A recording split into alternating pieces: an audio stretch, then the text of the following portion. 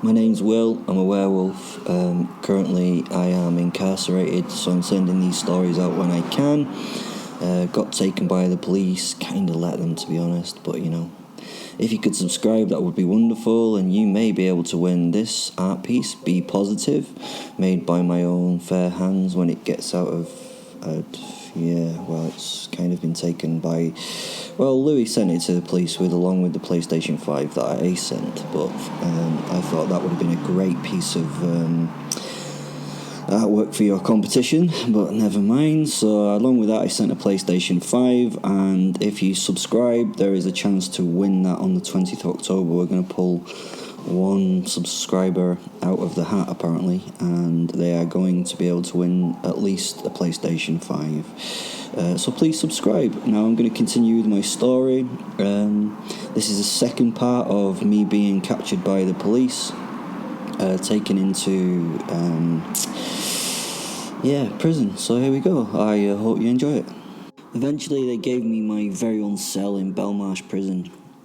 It was one of their famous maximum security cells. Cell number 2, I believe it is. Goodness knows what cell number 1 is like. The cell had no mattress or furniture or any kind of, anything really to allow me to sit at my leisure. And no window or even a proper shitter. They expected me to do it in a fucking bucket. I mean, they're not even supplying me toilet paper. I don't know how toilet paper was going to be used as suicide or something. I don't know. This was undoubtedly going to get them a stinging review on TripAdvisor. All in all, it was pretty stark, just a white square box. I was kept as far away from the other prisoners as possible. Apparently I was a high-risk case, which I just did not get. I was not a high-risk case. I was at least a super high-risk case.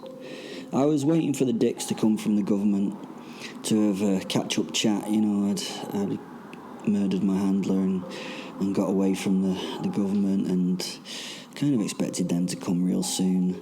I don't really, the government was my last employer, and I knew that they would become involved at some point. At work, my handlers were always called dicks because they always looked the same, and I could not be bothered actually distinguishing them from one another. They were just dicks. It would come out eventually who and where I was, and that could be a very bad situation. I mean, I had retired on bad terms. If they got involved, I might just be disappeared, or even worse, or maybe made to work for them again. My only plan really was to open to the media and people in general. If I was to be visible to all, it would be challenging to make me disappear. Well, that is what I thought. Luckily, the dicks were not apparent at the moment, so it was somewhat relaxing in my little cell. Then the criminal justice system started their questioning and wanted to know the name of my solicitor, lawyer, or whatever. They seemed shocked that I would be defending myself. Not really a shock in my eyes. I mean, I am the most intelligent person I know, and knowing that would mean that relying on someone who was less bright than myself would be pretty stupid. I knew for a fact that I was going to bring into the court and, would bring a revolution. Whole sections of law would have to be, rewritten after this case. As if I needed someone to defend me. I laugh at their silliness. These dumb simians would not have the fucking privilege. After 2 more dead guards and several dead prisoners, it came to us no shock that I could not get bail. It almost meant that I was in solitary confinement permanently, which was both wonderful and dull at the same time. They also had, to change the initial judge after he strangely died in a chainsaw accident at his home.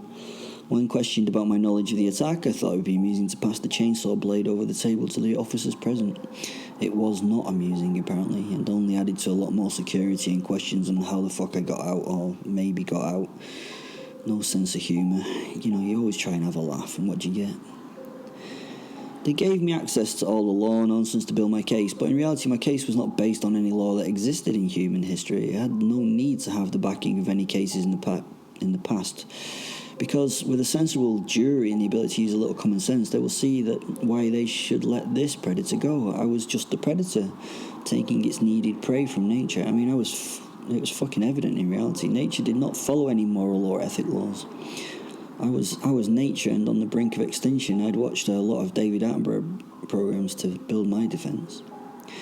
Well, the truth was no one was going to get me off, were they? So I may as well just have some fun making up bollocks before I decided to leave. I must admit, most of my computer research time was spent working through quality porn. After investigation, I had admitted to a few murders here and there, and the sense of enjoyment I gained from this was offset as I had to keep myself measured and calm when people did not understand the point of what I was trying to explain. I never went into the detail of my wolfy ways. I did not need them to question or rely on my insanity for the case. I kept my story about as human me. I mean, with my arguments, I could prove my case without the release of the beast inside. I could hold Fen back for a last-ditch attempt at proving my point. The first few official court dates, I did not speak or offer any defence as the crimes that they blamed me for continued to build in seriousness and number. I knew, though, that one single argument would completely destroy all these accusations and made the murder and mayhem kind of irrelevant. The media got behind the case, and every night I was in the news with new revelations and new stories of destruction. I mean, it was a bit annoying that the world had run away with the story, and to be honest, not all those things they accused me of were at my hands. The case began to grow, and stuff with no evidence as yet given by myself and Fen. I headed into the end of the stupid nonsense, confident that it was going to be okay. I was locked in a little cage in the courtroom for the final day. It was time to give my final speech for my defence, so I gently levered the door open of the cage and stepped towards the jury. Things went a little bit crazy, but I told everyone to back off as I grabbed the judge by the scruff of the gown and smiled at the crowd. The judge was a brave man and waved everyone away, and I sat him next to me in the seat as I gave my final statement. It was actually a bit funny as we looked somewhat like a comedy ventriloquist act. Finally, I was held in a mental institute somewhere out in the country and kept well away from all others. I could still get out if I wanted to, but I tried to resolve myself of all this nonsense and they accused me of. I wanted them to understand the reasons why I do what I do and how they were actually a positive thing for the human race itself. I wanted them to know that some of us are just at a higher level in the food chain than others. That is my actions. I thin the herd of those who are weak and hold you back. I get rid of those that don't help your evolution to get to a better place. It makes sense. Well, that in court did not go down well. I made my arguments and brought no witnesses. My witness was nature, and she was the priority in the world. Fuck humans, as this little plague that runs the earth. Firstly, the less of you, the better. The less of you, the better the health of the planet. The people I kill tend to be in those 1%, the users and abusers of wealth and resources. The fewer of them, the better for the world. It would just take the jury to realise that I am a healthy service to the world. I am a control over the population. I am the lynx on the hare population, the wolf on the red deer population, the peregrine on the pigeon.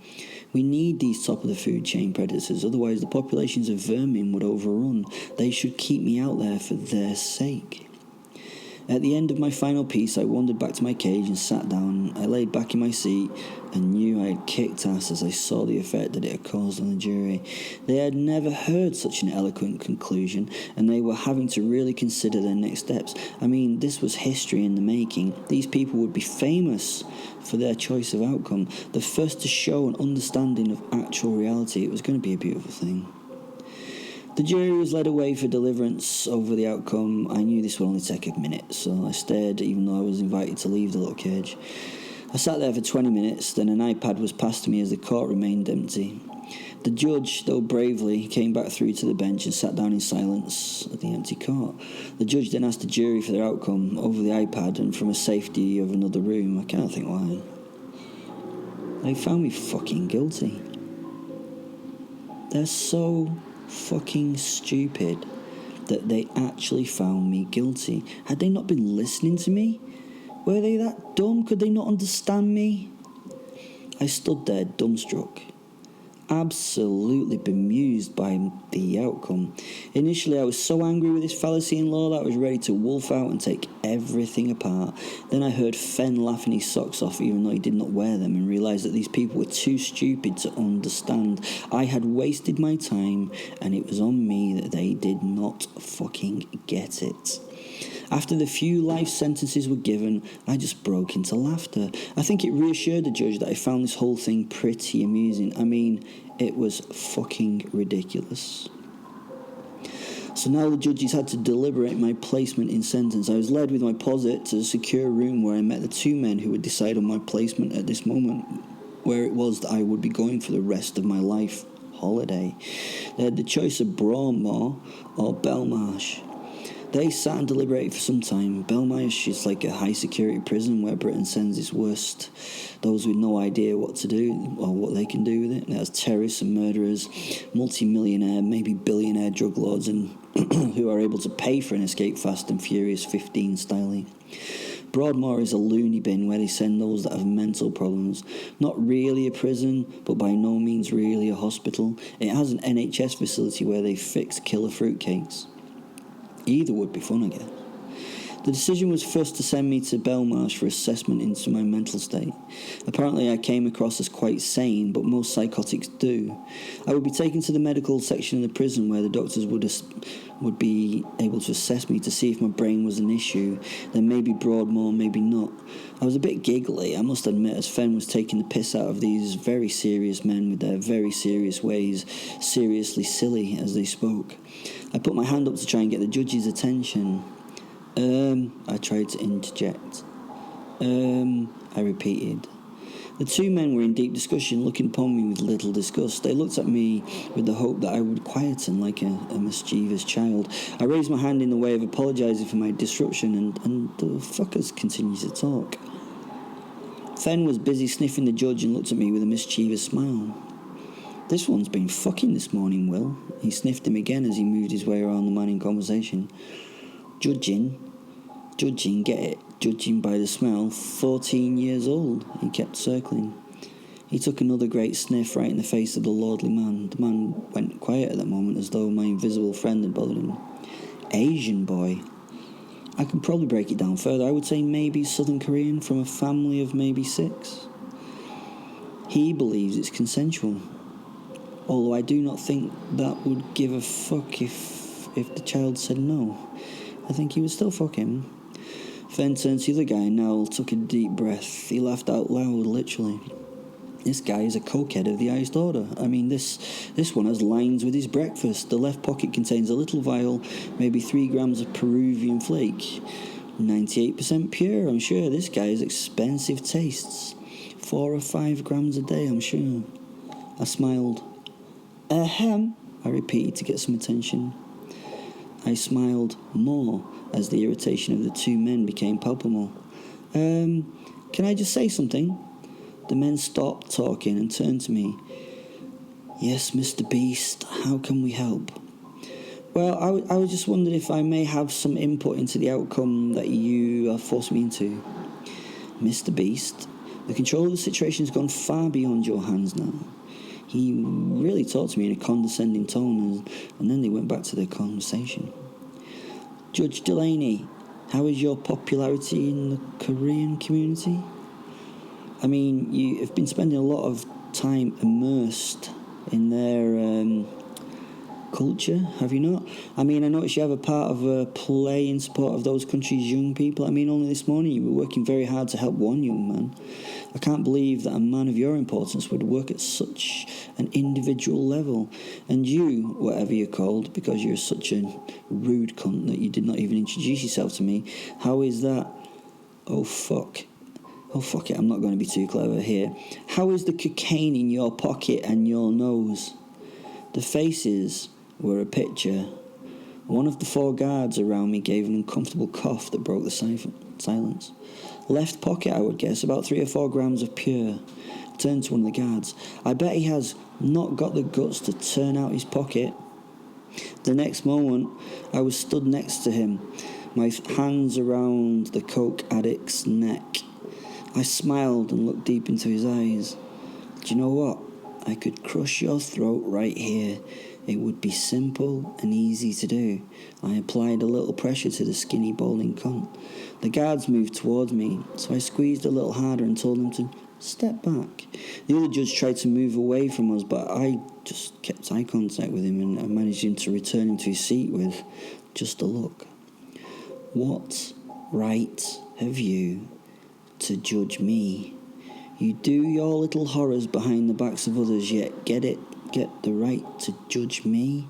You commit atrocities every day in your own ways. The fear was now palpable. I ran my hand into his pocket and removed the contents, opening the lid, and then threw the contents of the vial into the air and took a deep and hearty sniff. The look of horror in his eyes as he saw it scatter was beautiful to behold. His first micro-expression was over the loss of the drug that he loved. That was his first thought about the waste of his favourite stuff. Then his next expression was about the fact that I'd outed him in front of these really important people. Before he hit the table, before the guards had time to react, I was sat back in my original seat laughing. Fuck man, that is great shit. I licked my fingers and smiled. Hey guys, you should try that. That's not council dust. I know that you guys will not do anything, but I would test that powder if I were you. You know, I do not have it on me before I entered. Have you got the guts, guardians, to do the right thing and give this information that I've just given you to, the police out there? Also, this one sat so smugly, he's a fucking paedophile with a passion for young Korean boys, it seems. You, officer, I looked at him. You have 2 boys. One is, I would say 10, and the other about 6, yeah? Well, this man would love to make their acquaintance in a very sexual way, although I suppose they're not Asian, so maybe he would close his eyes as he was having his cock sucked and imagine a wee Korean boy. Oh, and the Officer Smith, I actually laughed at the guy having the most common name in England.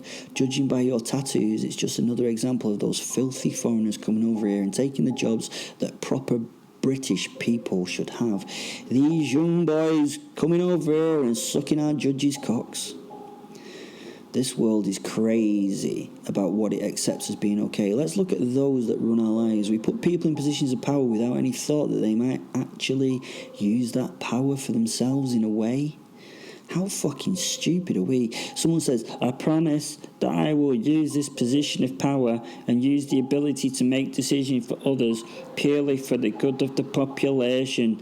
I am so good that I will put you people before myself and my family, or little tribe that all went to the same school and universities. I will not be corrupted by the easy opportunity to make shitloads of money and to manipulate you poorer cunts. I mean, look at these 2 fucking losers appointed by the fucking Queen of all people. Okay, she's told who to appoint by someone else, but who are they, for fuck's sake? These 2 are both establishment boys. I bet you 10 pence that they went to Eton or Westminster. Then they went to Oxbridge, or they were a bit thick and that meant they went to St Andrews. They got the jobs by who they know, not what they know or how good they are at being kind and understanding. Old boys are getting their jobs by protecting each other in the old boy network. They are a fucking team. Those rich aristocratic types keep the likes of you and me down, yet for some reason this society lets them. It's fucking ridiculous, my beefy friends. The fact that this guy has had a shower in coke is never going to come up because you have not got the guts to grasp on these 2 hardened criminals that pretend to be about justice when in reality they're just rich enough with enough rich friends to protect them. In fact, they probably learnt their protected vices and propensities from their pals. If I'd been holding a mic at this point, I would have dropped it and judges would have been arrested and judged themselves. They would have asked me to take over the country and make the rules and shit, knowing that I was a complete self-centered cunt, but at least they would know I was out for myself instead of pretending anything else. So, are you going to do anything about it, or are you going to just ignore it? I mean, there is actual cocaine there on the fucking desk, which you know for a fact that I did not have on me because you searched me to the very core. I mean, to the very core. Officer Smith has had his hand so far up my ass that it would be the equivalent of marriage proposal in some countries. I do not have to thank you, though. It was a much-needed release. Sorry about the orgasm. I know it nearly broke your homophobic wrist. I then whispered to him, but we both know that, you've done that before, my closeted friend, because you're a bit good. I waited for a moment for the guards to do their respective jobs. They did nothing. They just stood there pretending that they did not hear or see anything. Who in God's name do you think you are? You question my authority to cast judgment on plebs like yourself? You think that you can worry me with your tricks? You a murderer and a maniac, a killer for no other reason? You draw pleasure from doing so? I wish the laws on capital punishment had not been revised. I would love to see you swinging on a rope. I promise you this, though, you will rot in the smallest hole in the ground that I can find for what you have done. This man is a common murderer and in such should be treated like one, said the cokehead judge. He was quite out of breath by the time he finished his piece. I sat and smiled. Fen was bursting to get into me and rip the world apart, but no, I wanted to store up this hatred I felt, and then I would really enjoy the time I met this man again on my own terms. I will not be in prison for very long, you horseship. When I get out, which I will find you and your family, and I will cause you so much pain that your death will be a nice reward for which you will wish. I will hurt you and yours in ways that you cannot imagine. I give you one opportunity to stop this from happening now. You can resign, you can own up publicly to your habits, and you can apologise to me. If you don't, then I'm going to fucking kill you and yours. I smiled at him.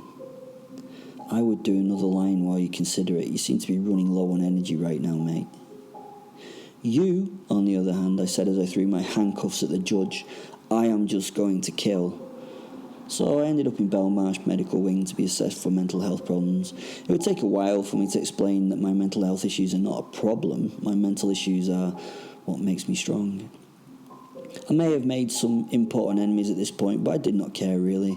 At least when you have enemies, you know exactly where you stand. Friends, I believe, can hurt you if they become disloyal. I don't really do the friends thing. I don't understand the need to like anybody but Fen and me. That was the next part of the Prison Chronicles. Hope you enjoy them. Bye. Please subscribe to win a PlayStation 5 on October the 20th, which of course is a full moon. You can win it. Here's the website for more information. Other than that, this is your werewolf signing out. Goodbye.